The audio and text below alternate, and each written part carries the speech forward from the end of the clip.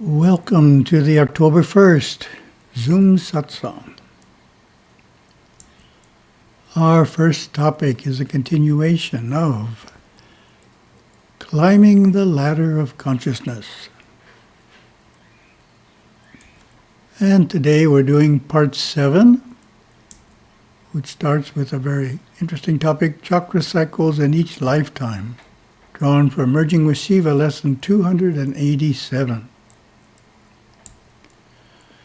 In the 7 cycles of a man's life, beginning at the time of his birth, his awareness automatically flows through one of these chakras and then the next one, and then the next one, and then the next, provided he lives a pure life following Sanatana Dharma under the guidance of a Satguru.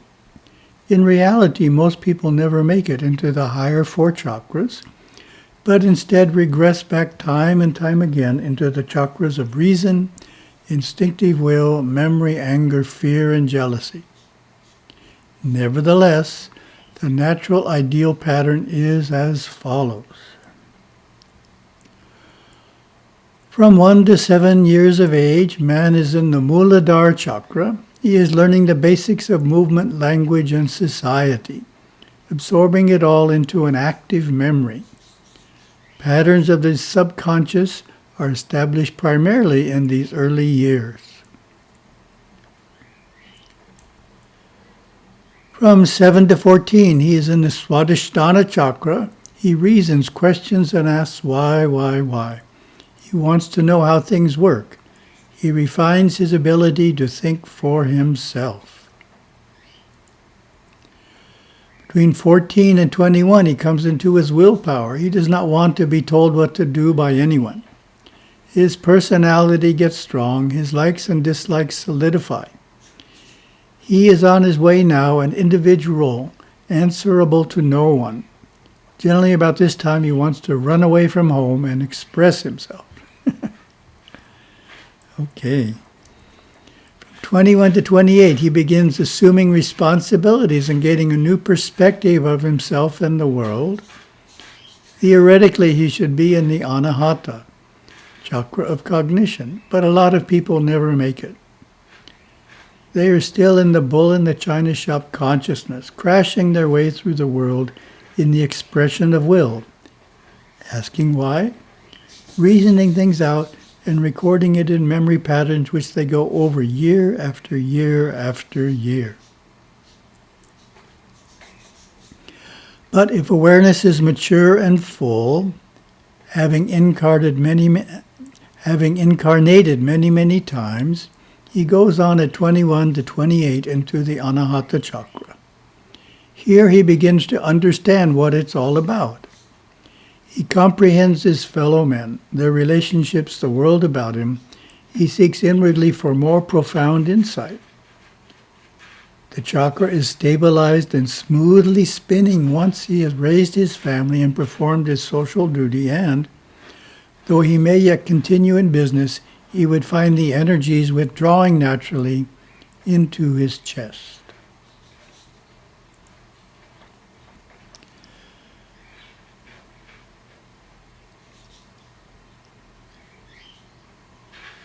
The Matavasi, the sannyasin, who from 28 to 35 or before, depending on the strictness of his Satguru, comes into the Vishuddha chakra, into inner light experiences, assuming a spiritual responsibility for himself and for others. This awakening soul appreciates people, loves them, his heart and mind broadly encompass all of humanity. He is less interested in what people do and more interested in what they are. It is here that, having withdrawn from the world begins to renounce him. Then from 35 to 42 or before, he perfects his sadhanas and lives in the Ajna chakra, experiencing the body of the soul, that body of light, awareness traveling within naturally at that time, withdrawing from mundane affairs of the conscious mind. From 42 through 49, he is getting established in the Saraswara chakra in a very natural way, having met all of the responsibilities through life. This is the exacting path a devotee would follow under the training of a Satguru. Ideally and traditionally, the young man should come under the training of a guru at about 14 years of age, when he is just coming into the Manipura area of will. At this point, the will is malleable and can be directed into the channels of the inner climb, rather than directed toward the outer world, though he may work or study in the outer world too. But his motivation is inner. Carefully guided awareness flows through each of these force centers, and at 50 years of age, he is fully trained and mentally prepared to take on intense spiritual responsibilities of his sampradaya and soar even more deeply inward in a very, very natural way. Interesting. Gurudeva, on occasion, would say the Hindu community doesn't take a Swami seriously until he's 50 years of age. So that goes along with this idea that that's the point where one is fully trained and to take on more responsibility. For those on the spiritual path who are striving to control anger, there is an important first step. And that's the question to you. What is the first step in controlling anger?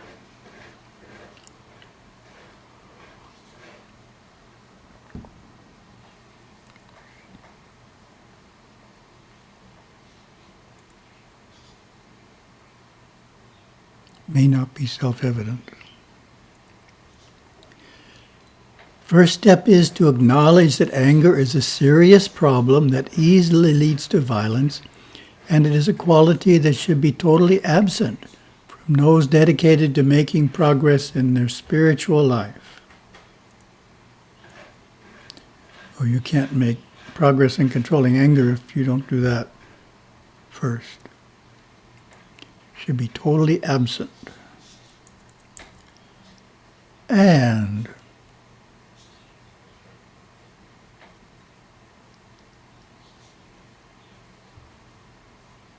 we have a story here. See what it is. Thank you for sharing the details regarding your angry encounters with your parent. I would suggest you reflect on the seriousness of disharmony in the home. It is taking a few steps backward in spiritual progress. When you do sadhana, you move forward, but if you become angry regularly, you step backward, and as a result, you could end up standing still. It is like trying to save money for a special purpose. You save for a while, but then become angry, which is like spending what you saved for the last month. It is difficult to make your financial goal. By taking anger more seriously, you are more motivated to avoid it at all costs.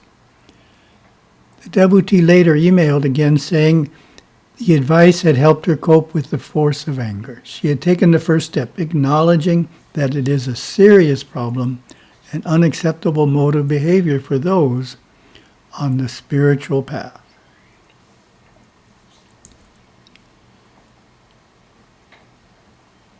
And then we have 7 remedies for anger. Introduction. Have you ever suggested to someone who is furious at you that he shouldn't get so angry? Perhaps you offered, it certainly doesn't make me feel very good when you unleash that force on me. And it's not that good for you either. What was the result? He just got madder, right? How dare you tell me not to get angry? The point is, no one can change a person except that person himself. We only change when we want to change. Are you ready?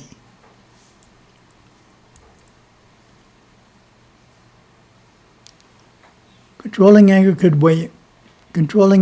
well be viewed as the very first exercise in spiritual life because it stands so squarely between the soul and peace of mind while living in a physical body. Nothing is more fundamental to conquer, and doing so unleashes great energy and provides emotional stability for all other endeavors. The work is well worth the effort. So here are some sharp tools powerful enough to make even a nice person nicer. They're philosophical, penitential, metaphysical, devotional, and psychological. All kinds of different approaches. What do you think are some remedies for controlling anger? See what you come up with.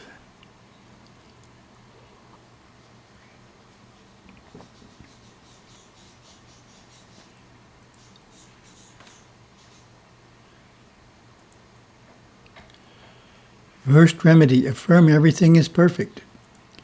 From a mountaintop perspective, God is everywhere in all things, and everything is in a state of balance and perfection at every point in time. Affirm this Hindu wisdom regularly to cultivate patience and wise acceptance, even of situations that tend to arouse anger. To do so, be seated, close your eyes, breathe deeply, and affirm quietly to yourself, I am all right now, and everything is as it should be from a mountaintop point of view.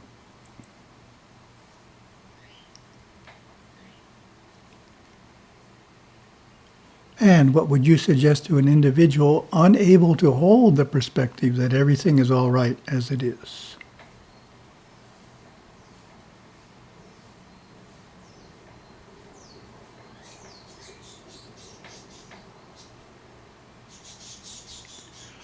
One answer would be that though you wish events were not happening as they are, still it is important to accept that everything that happens to you is your karma. The cause is inside of you, not external to you. Second remedy, fill your aura with light blue. If you are overtaken by anger and resentment, emotions which fill your aura with blackish red, streaked with yellow, sit in meditation, breathe, and visualize light blue entering your aura and surrounding your body. The light blue will neutralize the fiery reds, and before you know it, the anger and resentment will be gone. Simply relax and visualize soothing blue radiating out from the center of your spine into your inner and outer aura. Third remedy, worship Lord Ganesha. The worship of Lord Ganesha is helpful in overcoming all emotional problems, including anger, as he is seated on the Muladhara chakra. Tuning into his Shakti helps raise us up into the Muladhara chakra, and therefore out of anger and fear into a calm, stable state of mind. In fact, you can slowly seal off these lower states of mind and keep awareness permanently lifted above fear and anger through the regular worship of Lord Ganesha. Then we get some less obvious ones. Fourth remedy, pay for each burst of ire. An effective and practical financial remedy is to put a sum of money, such as $5, in a jar each time you become angry, and later donate that money to a favorite orphanage or temple. Consistently perform the penance soon makes it too expensive to get angry. This remedy impresses the subconscious mind that expressions of anger have karmic costs, and that anger can be completely eliminated by sincere efforts to overcome it. Fifth remedy, don't eat the next meal. For those who can easily afford to put $5 in a jar frequently, an alternate penance is fasting. Each time anger arises, simply skip the next meal. Denying yourself a meal has a potent impact. Nice phrase, huh? Potent impact. Deeply impressing your subconscious mind. If you follow this without fail, the instinctive nature soon catches on that whenever it expresses anger, it will soon experience hunger, and in this way is motivated to better control this destructive emotion. In other words, you have a choice. Do I want to eat, or do I want to get angry? Well, most people would choose I want to eat. A specific remedy is the flower penance, which is for a situation where you are angry with a specific person for events that took place in the past. This applies to resentment toward parents as to how they raised you, anger toward a spouse because of specific events that took place and for which you have definitely not forgiven him or her, serious problems between siblings, resentment of how your employer is constantly mistreating you, and so forth. Put up a picture of the person you are angry with and for 31 days place a flower in front of the picture. While doing so, sincerely forgive the person in heart and mind. When it becomes difficult to offer the flower of forgiveness because hurtful memories come up from the subconscious mind, write down the memories and burn the paper in a trash can. Say, I forgive you, for I know that you gave back to me the karma that I set in motion. Some people are able to see their experience as their own karma. They forgive the offender and experience a great deal of freedom. Seventh remedy, perform 3 kindly acts. The last remedy is also a specific one. If you have gotten upset with another person, do 3 kindly acts to make up for it. This releases you from your anger and guilt, even if he or she is unaware of your good deeds. Example, a husband shouts abusively at his wife after returning from work. After apologizing, he takes her dining to a place of her choosing, buys her an item that she needs for the kitchen, and gives her some free time by taking care of the younger children for a half day. In summary, anger is something that can be controlled by acknowledging that it is a serious problem that easily leads to violence, and is a quality that should be absent from those serious about making progress in their spiritual life.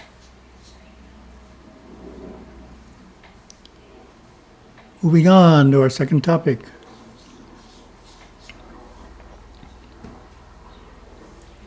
Looking at character qualities through the approach of positive psychology.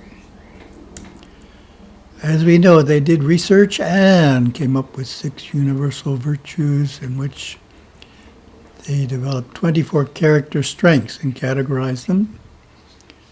3, 4, 5, 6 character strengths to a category.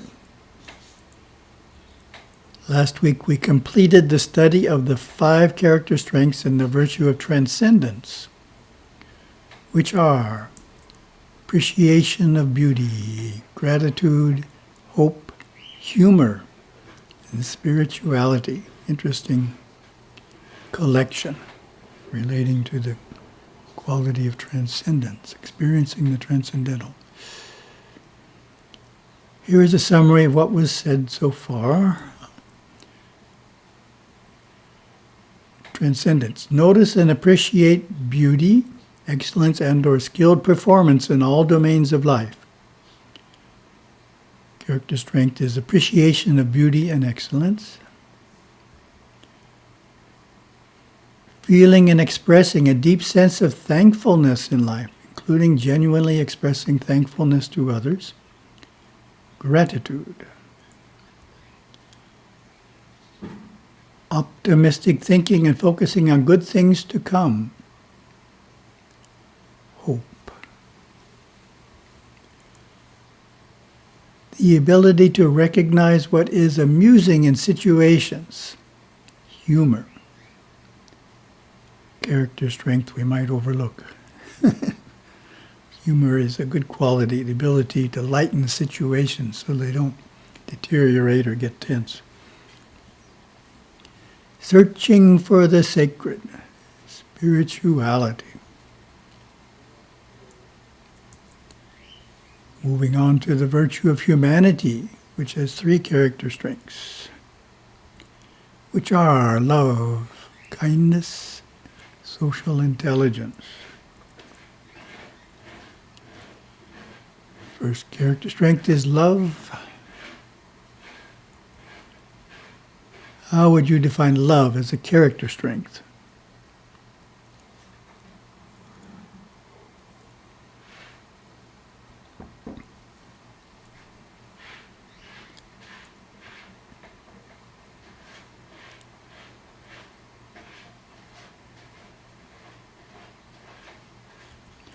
Love as a character strength, rather than as an emotion, refers to the degree to which you value close relationships with people and contribute to that closeness in a warm and genuine way.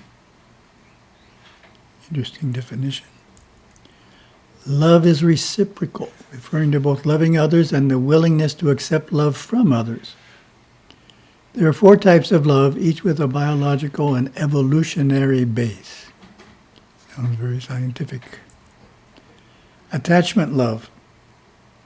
Parent for child, child for parent. Compassionate, altruistic love, kindness.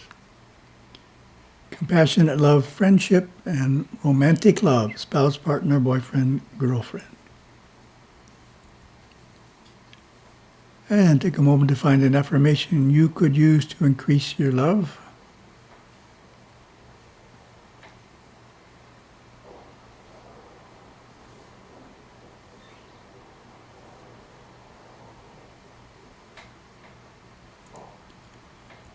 Positive psychology's affirmation is, I am realistic and also full of... I experience close, loving relationships that are characterized by giving and receiving love, warmth, and caring. I like that. Characterized by giving and receiving love, warmth, and caring. Nicely said. Research has come up with a loving kindness meditation is an effective way to experience and boost the strength of love. There are books and CDs that can lead an individual through this meditative practice. And specific exercises. Convey love at work by making an effort to understand who you're working with, finding out what is important to them, and engaging with them on the topic regularly. Yes, so that is an idea that I regularly stress. It's the same as Gurudeva's idea of how to connect with a new person. Is you find out what they're interested in and then talk to them regularly about that. So this is saying find out what is important to them and engaging with them on the topic regularly. Same idea. Second exercise, nurture close relationships by practicing an active, constructive response when someone shares news and about an event. This means that you ask questions about the event or the person's experience. Show a sense of genuine enthusiasm and energy for their experience. Comment on the meaning it may have for them. Third exercise. Engage in a favorite activity with a loved one. For example, hiking, going to an amusement park, biking, walking in the park, swimming, camping, jogging. And the second character strength of the virtue of humanity, kindness. How would you define kindness?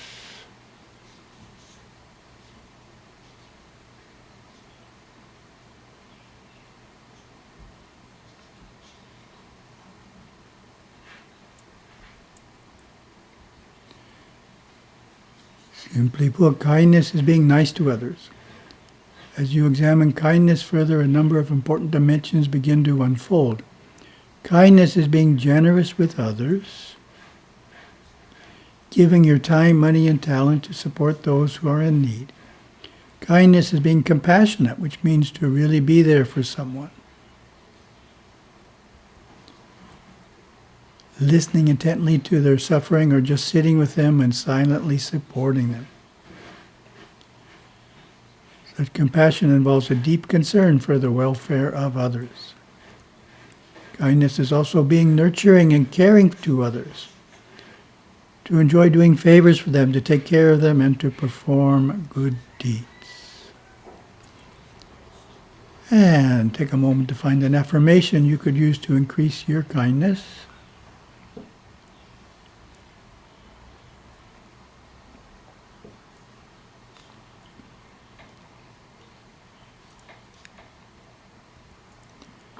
Positive psychology suggests I am helpful and empathic and regularly do nice favors for others without expecting anything in return.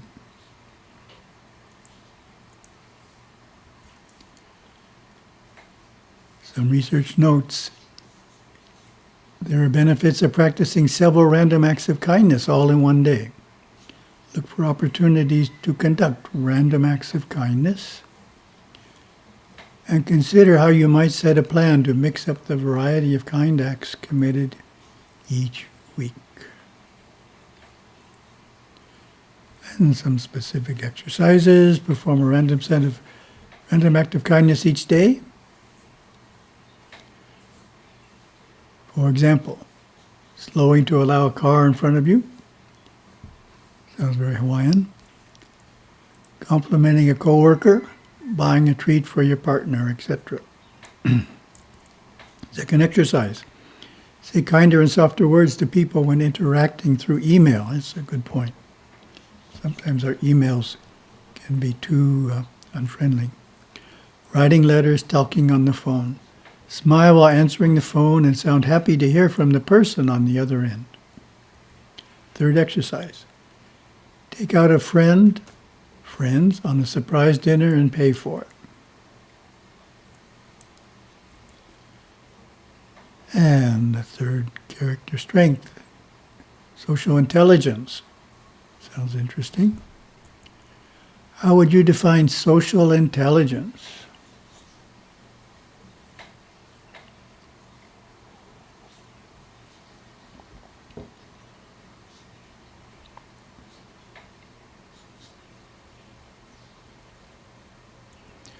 When a person knows what makes other people tick, he or she is displaying social intelligence. They're aware of the motives and feelings of themselves and others, and how to fit into different social situations.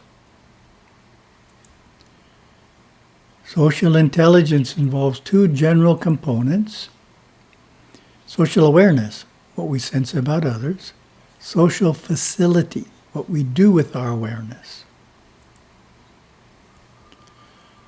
Reflection. Take a moment to find an affirmation you could use to increase your social intelligence.